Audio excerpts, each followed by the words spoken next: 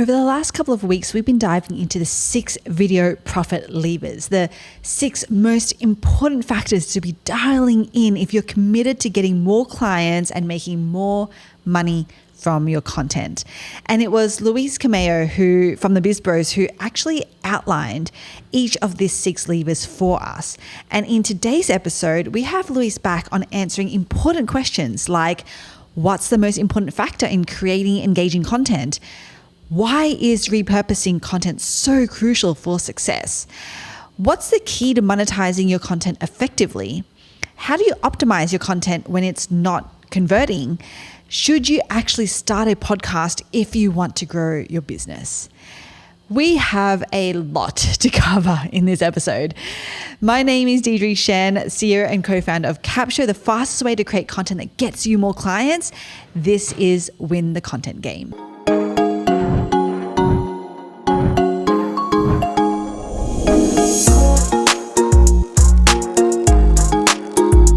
Hello, welcome back. This is part 2 of the 6 video profit levers, which, okay, levers. I think we had this debate before, Luis. We'll go with your accent. This is the right accent. We'll go with levers. Okay, so I am so stoked to have Luis Camejo back with us. Hello. Hey, Deidre, thank you for having me back. I'm excited. I'm in a different environment today, but still good. I'm trying to match your thingy. The awesomeness that is my, your awesomeness, my background. Yeah. We call those thingies in Venezuela. Thingies, yeah. If you're watching on YouTube, you'll see exactly the thingies that we're talking about. Yeah.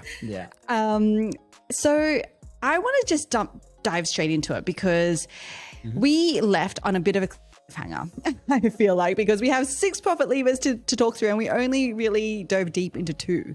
Yeah. So we actually have 4 left. But even before we hit record for this episode, you started talking about all these things like optimizations. And I'm like, oh my gosh, I just want to nerd out on so much of this stuff. So what I want to do, Luis, if it's okay, is like, let's just really quickly recap on what those 6 levers are.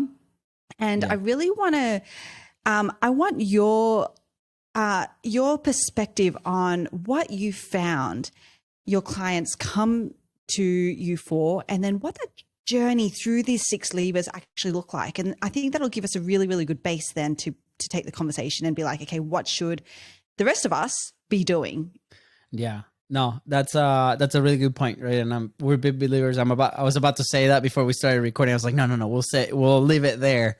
But we really believe that every single either entrepreneur or company or team needs to develop their own systems and processes, right? To, what works best for that, right? Like coming out of the agency world, that's how we were born. We still play a little bit on the space, more on the boutique style agency, but we've seen it. I mean, we would love to, like, our system work for everybody, but it's not that way, right? And we've tried different agencies and same thing, right? Because everybody has different processes, different things. So this is what we developed with these 6 levers are the basis on how initially we developed our system that worked for us.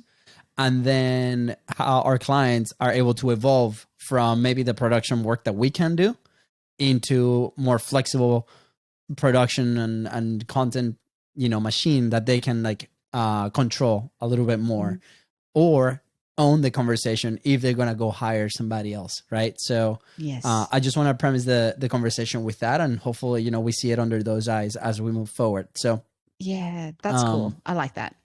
Quick recap, right? Like we have the 6 levers. The number 1 is, what are the things that we're saying, the WTS, what to say, right? That's, with quick recap, it could be your own expertise, research that you do, frequently asked questions. And, if you want to listen to the previous episodes, we really deep dive into that. Yeah. Then after that is the creation lever, which is like, the act of actually creating the content. Is that you writing a blog? Is that you creating a collaboration podcast? Is that you recording a YouTube video? Is that involves the studio, the setup, like the time from, deciding to record a piece of content to hitting the red button, right? It involves all the mechanics of doing that. So we can optimize a ton of stuff there too. The third lever, which is and we'll dive into that a little bit more. It's the production side, right? So how do we shape up that creation for a final product on the content side, like the final YouTube video edit, right? The final podcast episode, right? How do we prepare that creation for consumption, basically? After that, it's the distribution side. Like that creation needs to be distributed and promoted, right? That the content itself is also a product, right? And then we have to market that creation in a way. So how do we distribute that? Do we have content maps? Do we have multiple pieces of content supporting a major piece of content that goes out that leads into monetization aspect, right? The offer. Like how do we connect the people that come to us on the content side into our business, right? Is it a service business? Is it a low ticket offer? There's many scenarios, right? On how can we monetize? And that's going to be basically depending on like the type of company that you have. And then the last one, but not least, is how do we manage this whole system, right? Is it just us? Do we have a team? Do we have a production team? Do we have an agency that helps with these pieces of content, right? Do we have, some VAs or virtual assistants that can help us with part of the process? How do we manage that? Is that a monthly creation? Is that weekly? Is that daily huddles? Was it project management software that we're using to do all this? So all this together creates this awesome, I guess, individualized piece for every business that's out there, right? And we've seen it at many levels, from like a solopreneur all the way to a big corporation that can run the system. And all levers apply. There's just going to be different, levels of that lever and then resources assigned to those.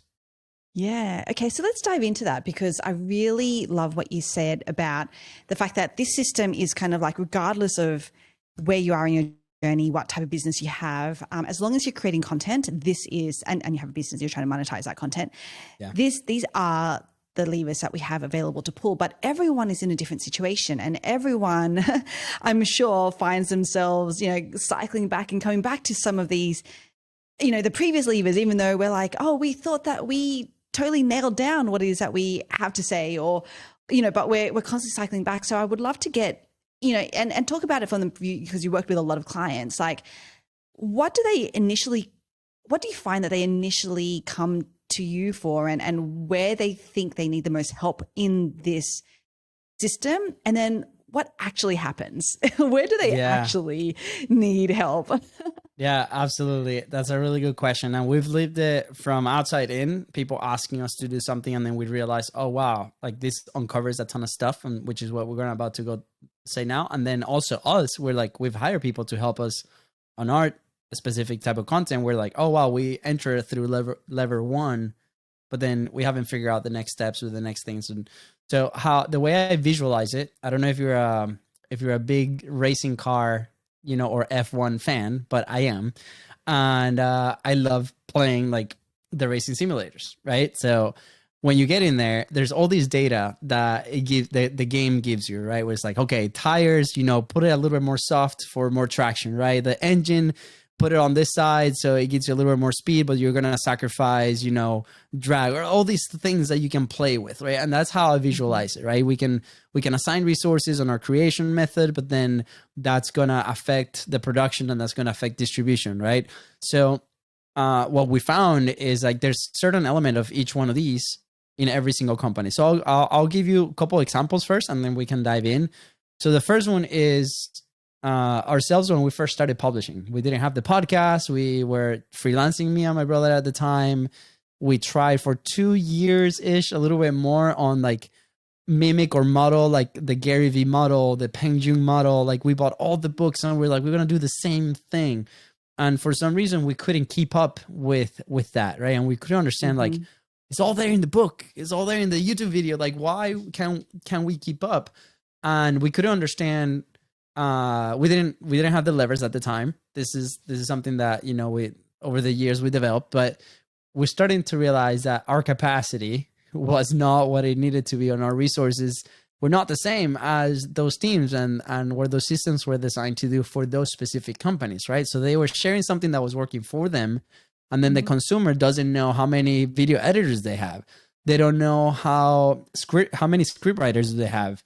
You don't understand that Gary Vee lives attached to his phone and he's, creating documenting 24/7 and sending through DMs or messages to his editing team, that then he has 7 editors and then all 7 edit the same video and then he picks the one that he likes the most. That's a lot of money, a lot of resources, a lot of time. And we don't understand that, right? So what we decided to do was like, okay, let's trigger publishing.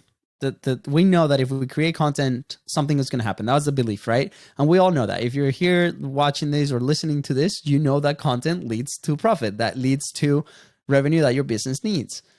So now the question is like, how do we now connect the dots? In our side, we know, okay, first step is we got to be consistent, right? We gotta be out there every single day somehow. So we took account of our own time because we didn't have a team and we had skills to edit, but those skills were used for the clients that we had at the time for the type of work that they needed. And we said, okay, well, I have only 30 minutes before lunch that I can dedicate to content. And that quickly turned into about 10 minutes. So what we decided to do was we're just going to do a Facebook Live. And I'm going to walk you through kind of like the 6 levers, and I'll tell you how we connected everything. So on the what to say, I decided, Fonzie was a little bit different, but how I decided to do my challenge was, hey, I'm going to say something that I learned about, on today on a podcast episode that I listened to, on a book that I was reading, or a life lesson. I'm going to tell the story. And then at the end, I'm going to relate it to my business, which was content production. And that was it. That was like my decision. I was not going to change that framework. That was my commitment for 45 days. On the creation side, I made the decision that I was going to create out of my phone, and I was going to be doing it wherever I was at 11:30.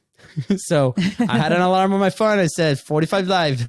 And if I was sitting in the car or in the office or walking at that time, I was going to create, right? And I didn't need a studio. Didn't need anything. I was going to do that. So I had my framework of the story. So I always had to be learning, always had to be consuming, which is what we were doing at the time, still do. And then the creation model.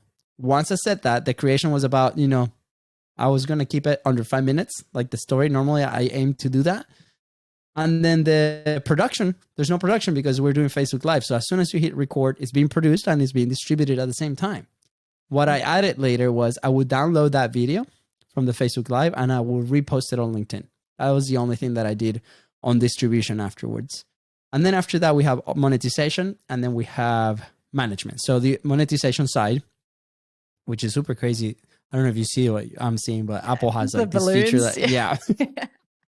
I don't think that's gonna show in your feed. Yeah, I know. So on the monetization side, after every single video, I will say a call to action, be like, hey, if you want to connect with me or learn more about content frameworks and what we're doing with content, just reach out to me, send me a DM. That's it. There's no landing page, no website, no nothing. It's like, connect with me. And then how do we manage this? I kept track of this as a study, right? Just to share it on a spreadsheet. So it'll be like day 1, I talked about X. It took me X amount of minutes, right? Because we wanted to share it with people. And that was it. And if I wanted to plan ahead, things that came to my head, I would just put it on the spreadsheet and then I'll look it up on my phone right before recording. Well, guess what? It lasted 15 days. But it was not because we failed. It was because somebody reached out on LinkedIn that never engaged, never did anything. But he reached out about 11:30 at night. He's like, hey, dude, tomorrow I have a content dinner. And I would love to have you there because I've seen your content and I want you to come and talk to the entrepreneurs that I'm having here in this room.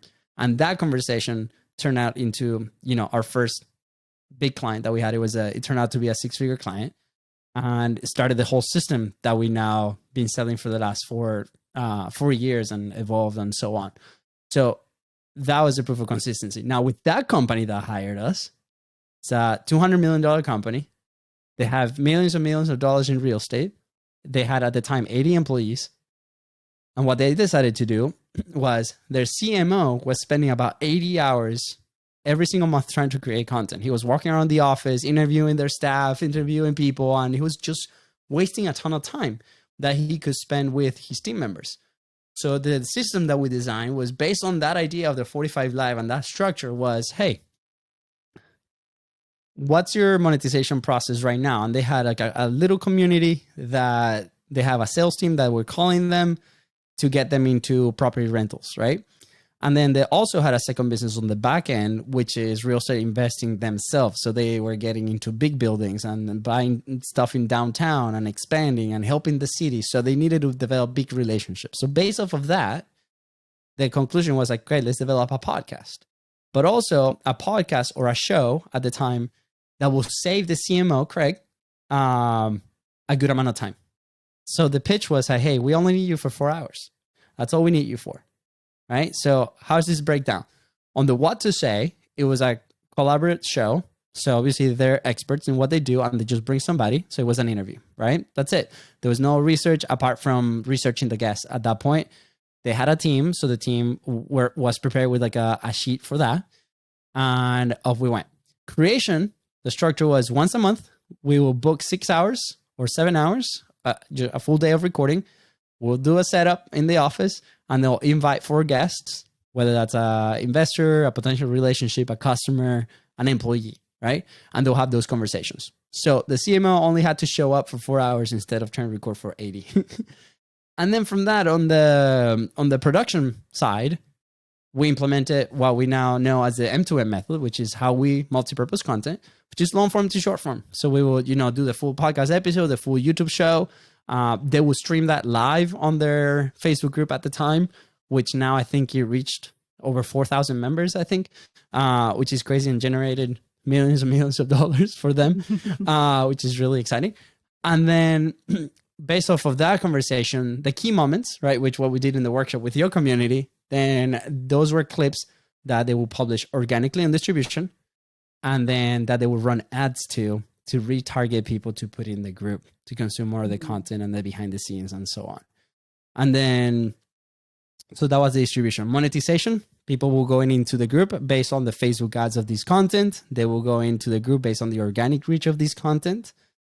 And immediately a sales member will like welcome them into the group, do an onboarding into the group, and then move them into a call to where let's discover why you're here. Let's answer your questions. They will invite them back to the show, which was the production, right? The live that we were streaming, or move them forward in their pipeline. So that's how they were able to acquire and triple sales like very, very quickly. And then at the end, how do we manage all this? They had a team of VA, they had a production team, that was us. They had like a marketing expert on the side, on the messaging side of like, how do we frame the things that we're putting out there and so on. So you can see the both extremes, but all 6 levers work really, really well. And then we can go into details, but those are a couple examples maybe to illustrate, from like solopreneur all the way to a big company. And then anything in between can fit in there depending on like how we assign the resources. Yeah. So I know that it sounds like with the video profit levers that it's kind of like step by step, right? You start with what to say, etc. But I don't think that most people think that way when they create content. So do you have any advice, and maybe it's just like start wherever you want and then you just need to work out where it goes from there. But like in terms of where what am I trying to ask? Like, should we be starting from the very beginning? Do you find that most of your clients start from the very beginning? And how do we actually optimize where we focus our efforts on? Because it's going to be impossible to focus on all 6 things. Let's be honest. So where should we be focusing first? And then how do we optimize from there? Yeah, good question. What we have observed, and I think this is part of because our offering, like we're a production house, right? So people come to us for production. So that's normally where people are at the moment. And what I would encourage everybody listening or consuming this today is like, well, where are you at the moment? Like, do you have an offer that you can monetize, right? We get a lot of people in our studio where, hey, I want to do a podcast. I want to build this community and I want to sell a ton of stuff. And we're like, well, perfect. Do you have a business? And they're like, no. And we're like, okay, we're way ahead of our heads, right? Like that might not be the goal for the first 6 months, right? If you want to start the podcast today, for example, right? And then we have to assess. So I recommend everybody, okay, where are you in your journey? If you're a company that already has a proven sales method and has a proven product that people like and love, perfect. Like, how do we pour gas into some of that? So in our specific case, a lot of people come to us initially because they have the production problem. They're like, okay, I know what I'm saying, right? Or I think they know what they're saying. I have my message kind of packed down. I create it consistently, right? So maybe for them it's like once a week, twice a week. But I don't have a team, or I try to hire an editor, but they don't work, or so on. So we fill in that, we're that fractional content team for them. And then we're like, perfect. How do we plug the content into your offer? Do you have an offer, right? A proven offer. That's the other thing. And then they normally have like a VA or an executive assistant or a distribution team or something on the side. So that will be like ideally how people come to us. What we found over the years is that as soon as we solve the production problem, we're like, okay, we're creating content consistently. It looks the way that you want it to look. It looks amazing. It looks. Then what happens is a disconnect between the content and the monetization, right? Immediately, like this content is not working. It's not converting. So a lot of people are like, well, it's the production or it's the agency's fault. What happens is we start uncovering, well, why is not converting? Well, we got to start with the message. Keep in mind, we talk about this in the publishing pyramid, right? Quality over the message over quality of the production, right? There's a lot of videos that are just talking heads that maintain us engaged, and we're learning and we're building trust and rapport with that person. And then we move forward with a decision to continue to consume their content or buy from them. And there's also really high produced videos that you skipped right off. Right? So quality of the message over quality of the production. So that's the first thing. We got to do an internal audit. I'm like, okay, is my message the right message? Am I saying the right things? Am I being entertaining? Am I keeping people's attention? So a very quick example of this, let's say you publish a video on YouTube, right? And let's say the video is 8 minutes, right? Because now the gurus are saying that's 8 minutes. So you can place 3 ads in your YouTube and you can monetize that way. I'm like, there's no perfect recipe for any of this, right? It really isn't, yeah. But let's say you're selling something and you put your call to action in the very end of the video, right? But then you look at your data and your consumption data says that maybe 10% of the people get to the very end. So you're already losing 90% of the people in that journey before you even make the call to action to transition people into your offer. So clearly, it's not the production value. It's like maybe we need to rearrange the things that we do inside of the video. Maybe we say the offer at the very beginning, so 90% sees it in the first 30 seconds to a minute and see what happens. And then we started collecting data and we start seeing, okay, that's a connection. And then if we do that, and let's say 90% of the people see the message, but only 5% move forward. Well, why is that? Right? And we start uncovering these things and then we start optimizing for that, right? And then we work on the message, on the what to say. Right? People are not consuming my video. Well, they might not be interested in the topic, right? they might not like you. It happens. There's people that tune into our show. I believe it's the greatest show on earth, but there's people that don't like me, and that's totally okay. And they'll be like, that Luis brother, that's not good, which, is happened, and that's totally okay.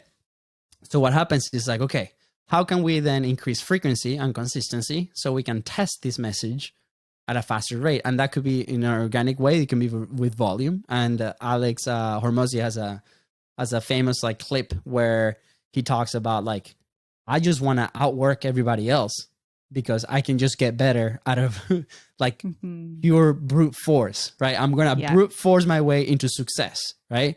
And hey, totally okay if you have the resources and you can do that. But also, what are the other resources that you have access to? So do you have access to Facebook ads agency? So maybe you can run some of that content and speed it up with ads, and then you get cold traffic and see what happens. So for example, in our show, we discovered we run a podcast ad campaign for our main show, main episodes audio, right? And we found out that only 5% of cold traffic stayed listening 3 episodes or more.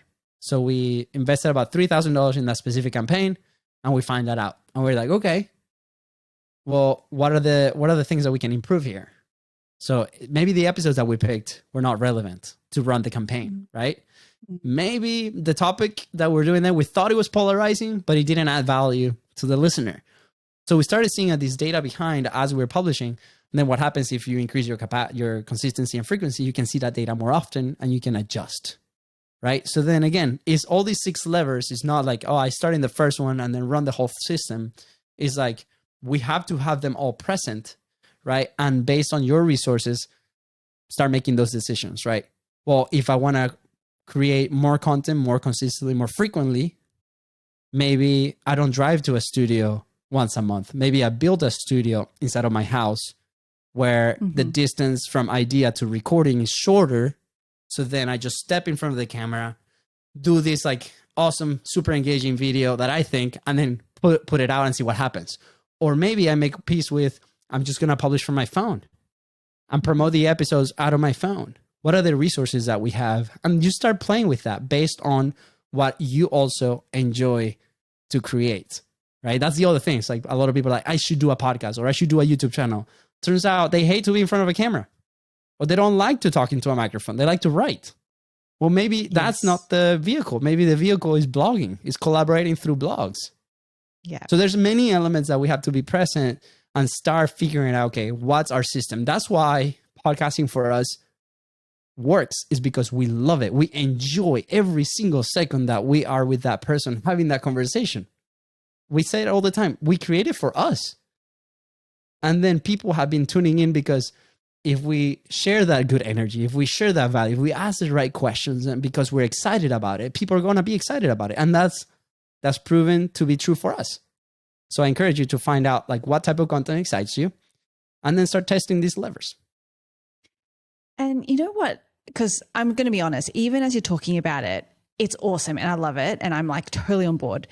But it also sounds like a little bit overwhelming because, you know, you've got the content creation part of it, you've got the get it out there, then you've got the optimization part, which is like then looking into the data and tweaking. Like this is literally a full-time job, just even to do all of that for one platform. And this is why I'm so passionate about the need for us to focus as entrepreneurs, because again, the Gary Vee model is like, let's just be everywhere and, you know, content domination and but it's just not possible when we want to actually do it right, when we actually want to make a profit from our content, when we want to win the content game, right? Like we have to actually be super mindful of how much time we dedicate to this.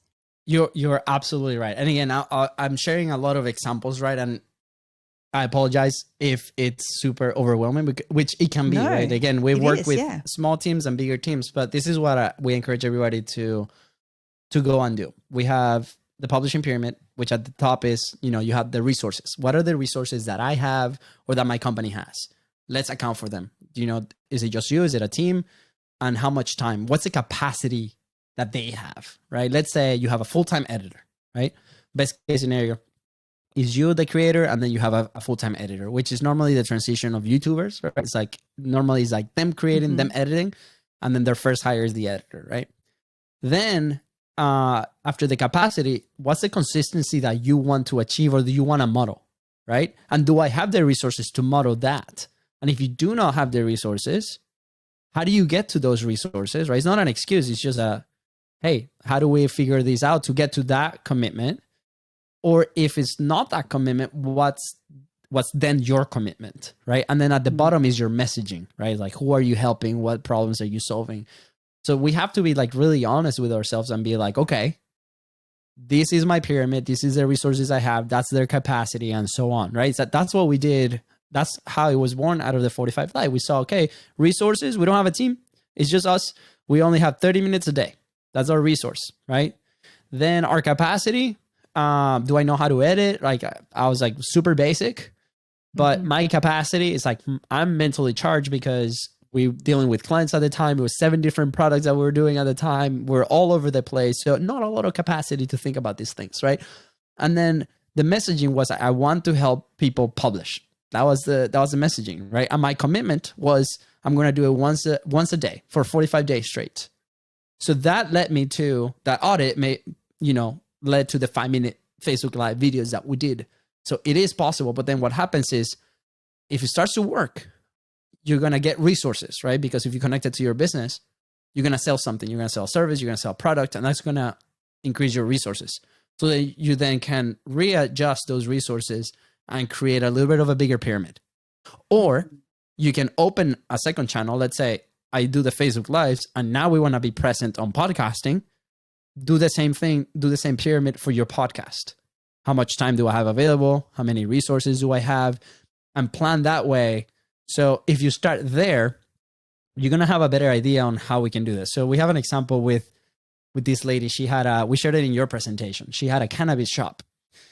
And she was chasing us for 2 years after she saw us speaking at an event. She's like, "Oh, we need a podcast. I need a podcast, but I don't have the budget." And so on. And this conversation kept going. We helping her through DMs and messages and things. And we're like, and I'm excited because like somebody that wanted to work with us, but she couldn't meet us at the budget that we needed.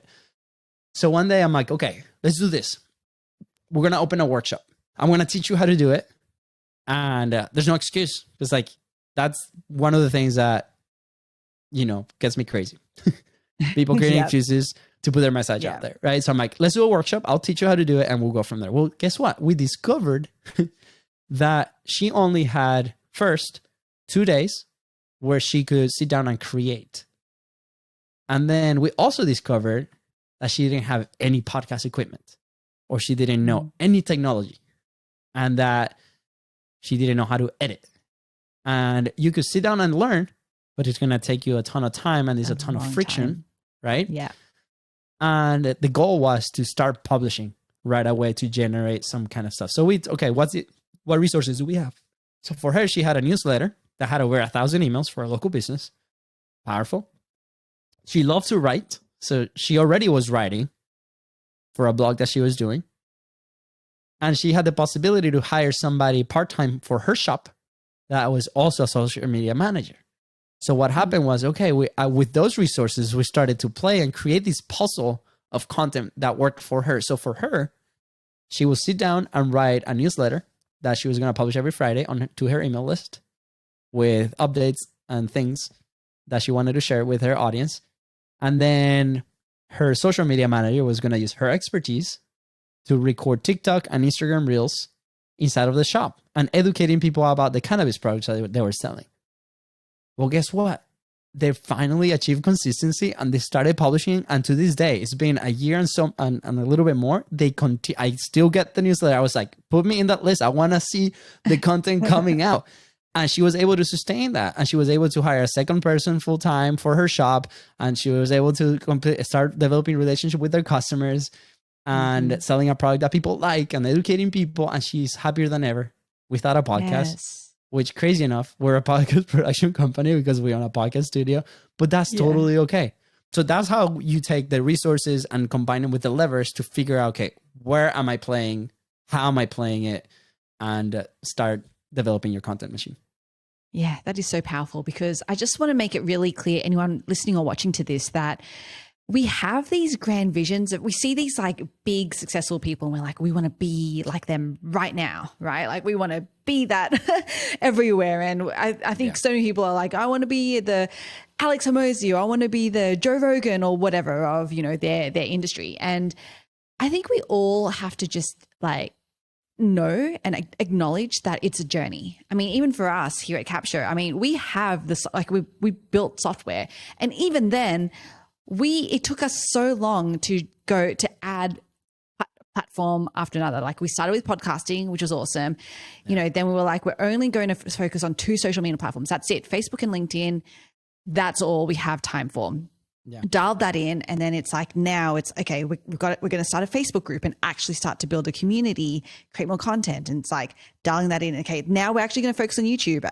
Like it's literally taken us, I would say, like years, like multiple years to even get to even this point where we are now.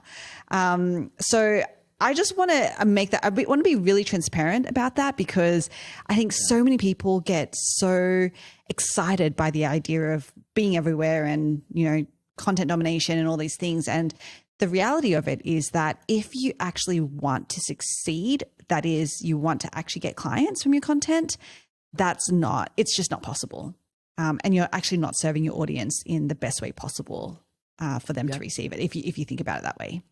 Yeah, absolutely. I mean, on our side, we've seen it many times. I mean, it's funny. A lot of people find us because of our show. And then after that, they're like, well, we don't know what you guys do, right? In a sense. And totally okay. Because the purpose of our show is to provide valuable content for people who want to publish, but mainly is to develop the relationships that then we can lean on for the business. So the person that comes to our show is somebody that we see, somebody that we admire, somebody that we could potentially work together at some point that could introduce us to referrals. And the business has grown that way. And, we've grown 3 years in a row. We expanded the team. It worked for us at the moment. And that's the goal of the show. So I always have to put that. I'm not selling a product from the show. Somebody who listens to our show, is going to develop a relationship with us. And we've seen people that then they go to our social media accounts and they go to our links and they're like, oh, that's what they do. Right. Mm-hmm. And then, but I build some authority rapport, and we got to understand that journey too, from the consumer point of view. Right. Yes. And then match that with the goal of your content. Right. So we had a guy, Nate, he just started last week, and he's a real estate agent. Right. And his sole goal is to develop relationships with successful people in town. So when people ask them, hey, who do you know that does real estate? They'll be like, Nate does real estate. And he just wants to create an awesome experience where he can create local content. It's not going to be about real estate. It's going to be about the city. It's going to be about things that he likes. He plays the guitar. He does like all these things that make him unique. And he's going to build a relationship over the show. Are the clips going to help him build a personal brand? Probably. Right? Is it going to be consistent content? 100%. And then we're going to start adapting. We're like, maybe people come to them and they're like, we have these questions about real estate. And then we might open a real estate section in the show where he answers those questions, or that can be a different content spin-off or different things. Right? So again, like we got to understand like what's the goal of, if it's solo content, of your solo content, right? Which now I think I'm more convinced every single day that has to be a combination between value, but more entertaining. Yes. Right? People are levitating towards that. And then if it's collaborative, why are we collaborating?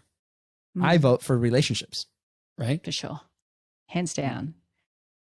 I love that. Okay. I think we're going to end there because I don't want to take up too much of your time. So Luis, for anyone who does want to find out more about what you actually do, where would you like to send them? Yeah, absolutely. If they want to listen to the show, we interview amazing people on how they're turning their content into profit.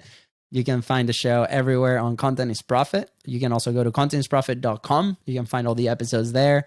If you want to find out more about what we do as a company, you can go to bizbros.co, BIZBROS. And then if you are in Jacksonville, Florida, we actually have a podcast studio for rent. So you can go to studiopodcastsuites.com and come visit us. There you have it. Please connect with the Biz Bros because seriously, they are some of the best people in the world. You're going to love them. I've left those links in the show notes. And if you'd like to become a founding member of Capsho Club, where we help you with the strategy, the software, and the support to create content that gets you clients, then head over to club.capsho.com. The link for that is in the show notes as well. My name is Deidre Shen. Stay intelligently lazy.